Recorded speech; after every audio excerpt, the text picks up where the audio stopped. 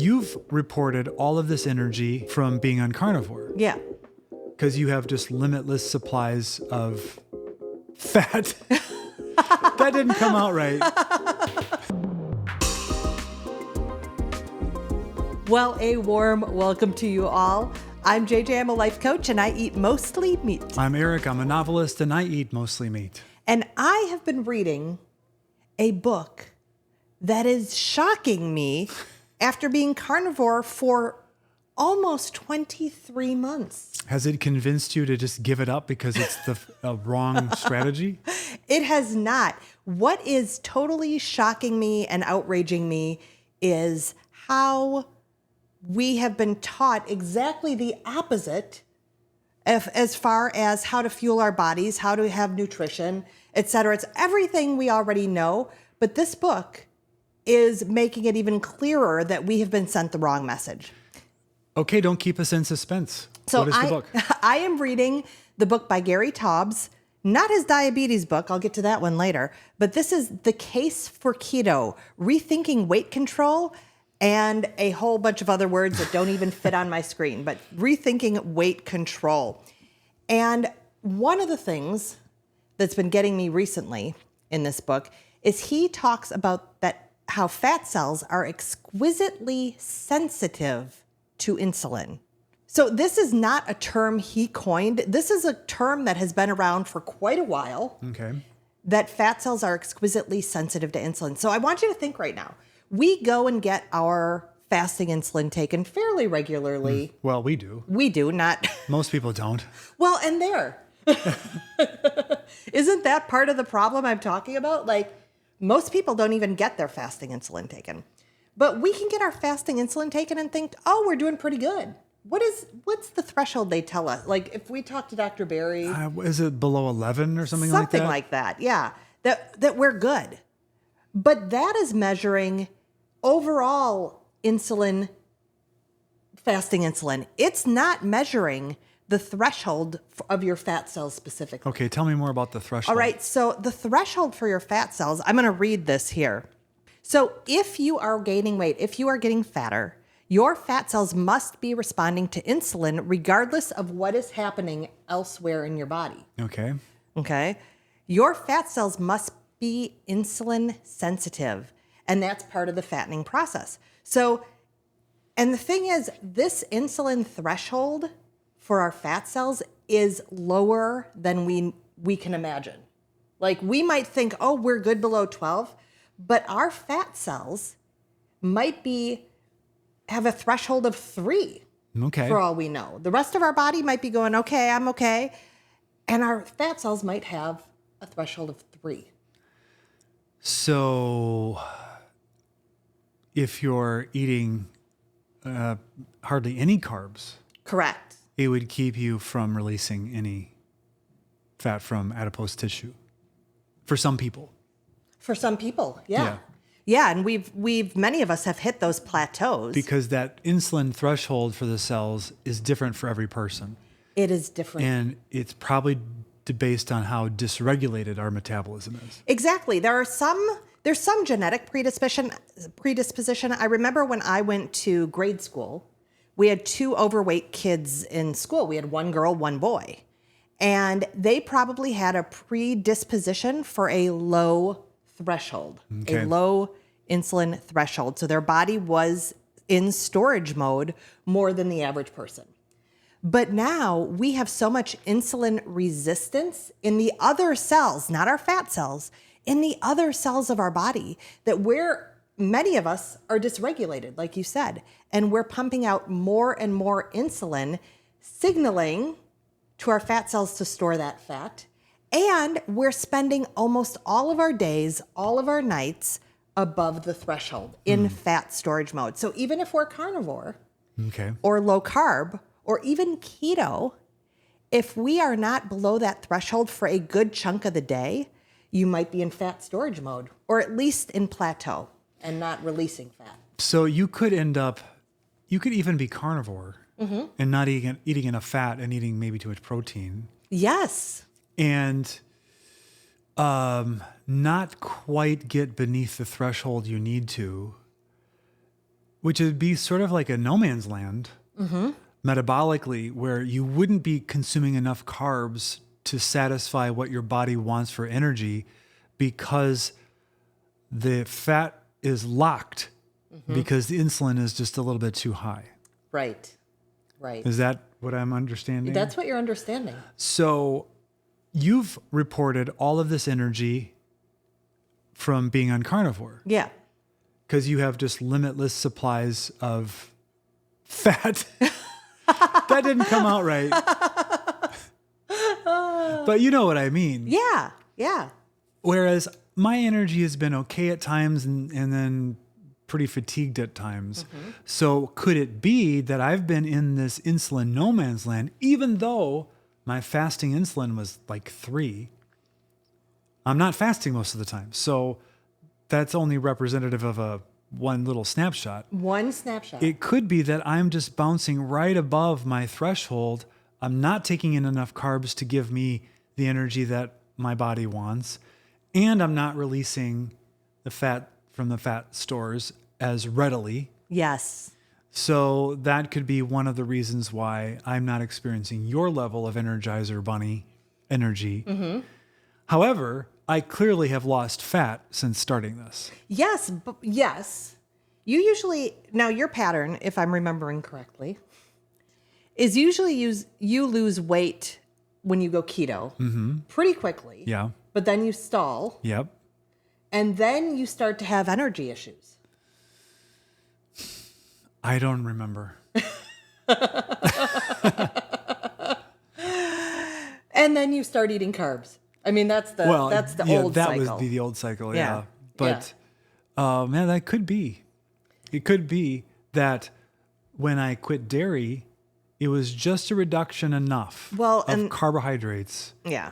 that I was able to then get beneath that threshold. And that's what I was going to say. Looking at more recent history, since you've been carnivore, it was when you reduced dairy and you'd been at a plateau. You lost that first initial bit of weight. Yeah. And then you were stable Yeah. for a long time. And then you reduced your dairy, and Yeah. that might have turned you down. Like this. But then I've since added some dairy back in, not at the level I was at. No. But I haven't lost more weight.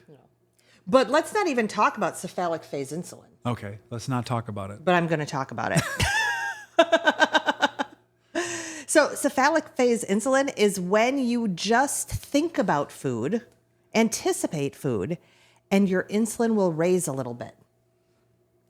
And so if I just thought about a pan of brownies, did I just increase my insulin? You might have.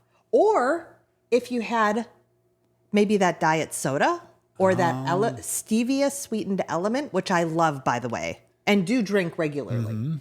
But that might be enough to throw your insulin above the threshold, because remember, your fat cells are exquisitely sensitive.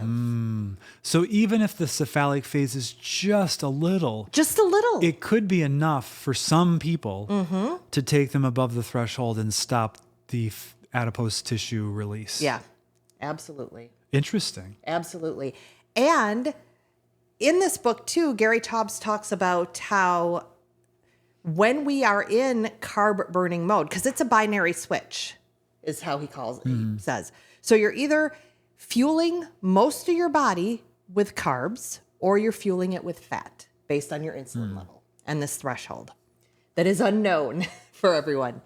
But if you're in carb burning mode, so if you're above that threshold, even just a little bit, your body is craving carbs. So if you're in a cycle where you want to keep eating the dairy, if you can't go without your stevia sweetened element or your diet soda, you might be above that threshold and unable to release fat, but actually craving even just that little tiny bump in carbs.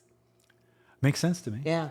Yeah. This reminds me of the discussion I've been seeing online and on YouTube around the Randall cycle. Yes. Is this related to that? It is. He mentions that. Yes. Okay. He does mention the Randall cycle.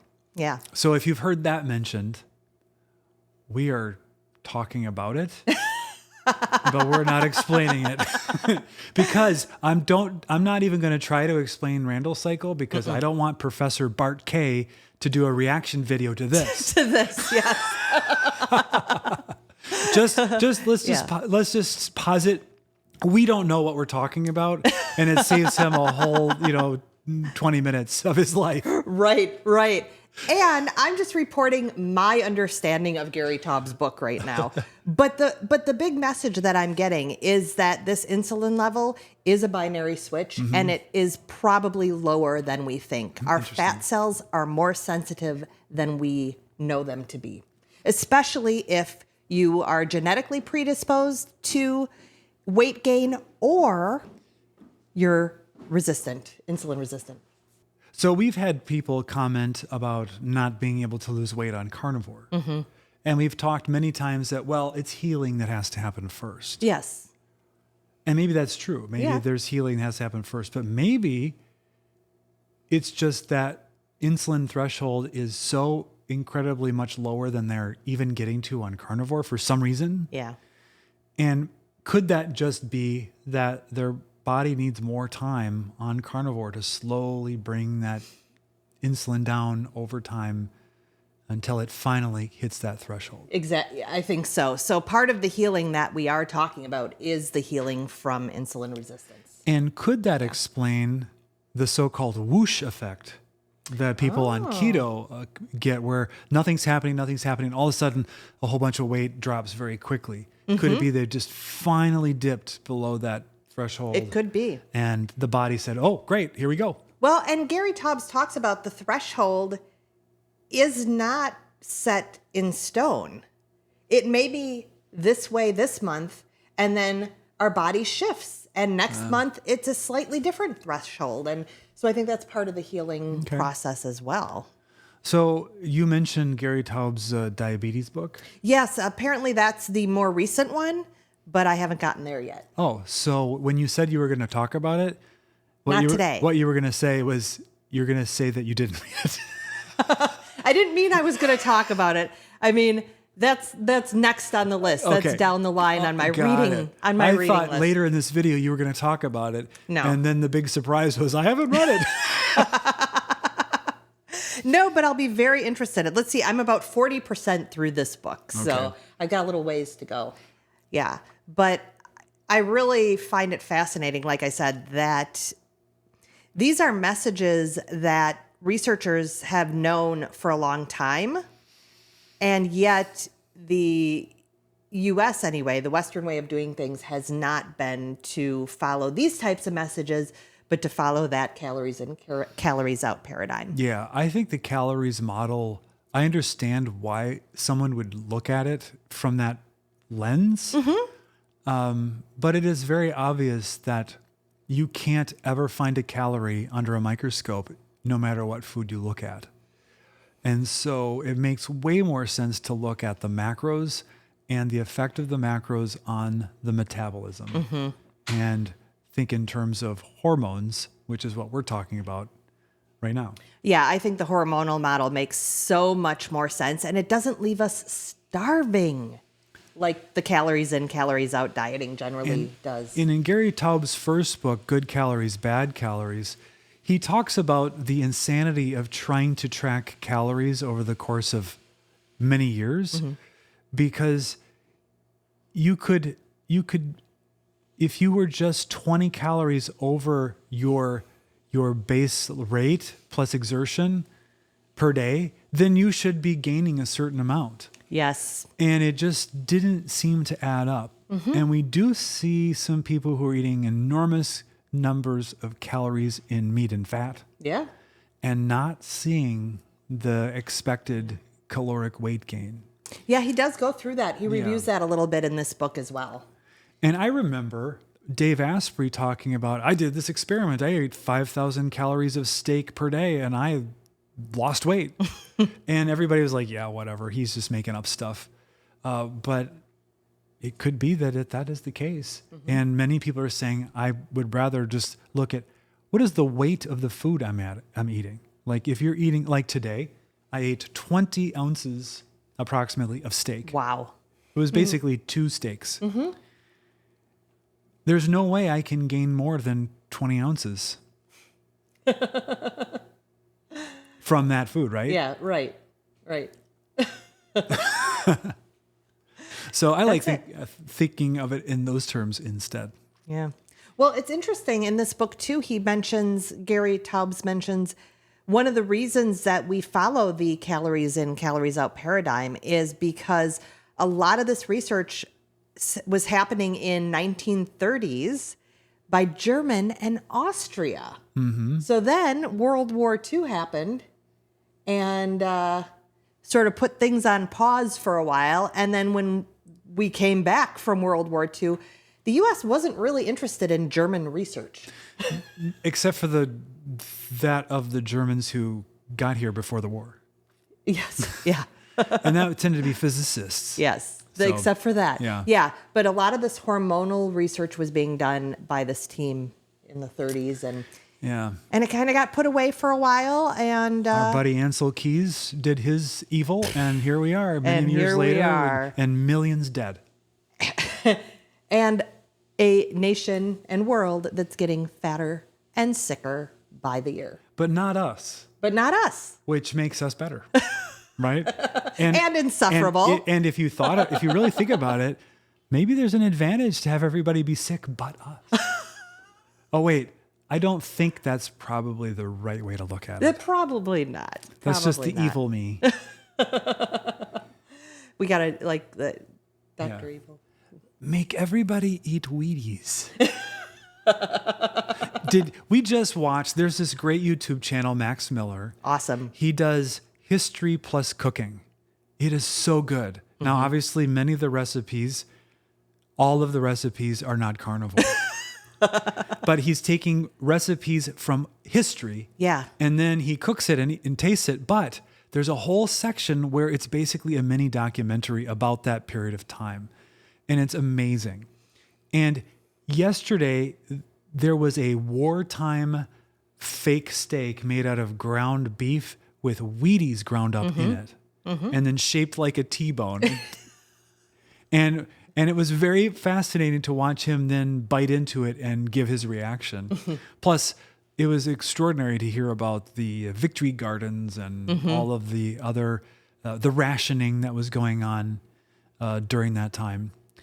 And I, obviously we're not super into vegetables here because they're all toxic, but it was very interesting to learn about how most of the produce was like grown in California was grown by Japanese who were then put in internment camps.